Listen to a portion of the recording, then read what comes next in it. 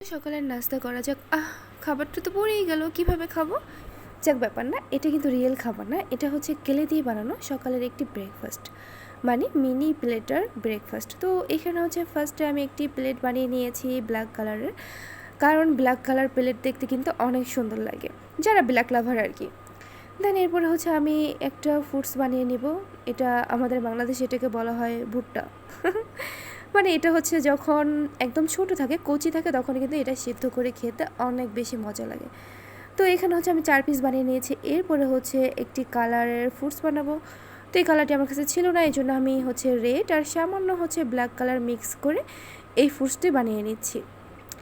এটা মেবি হচ্ছে বিফ দিয়ে বানানো কোনো একটা খাবার, রুটি মেবি এটাই হবে। যাই হোক, তো এটা বানানোর পরে এখানে হচ্ছে আমি বিফ বানিয়ে নিচ্ছি।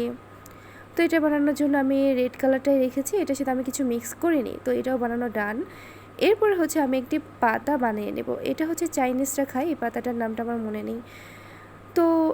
তো এটাও বানানো ডান। আর এই কালারটিও কিন্তু কেলের মধ্যে ছিল না, এটাতেও হচ্ছে আমি সামান্য ব্ল্যাক অ্যাড করেছি সবুজ কালারের সাথে।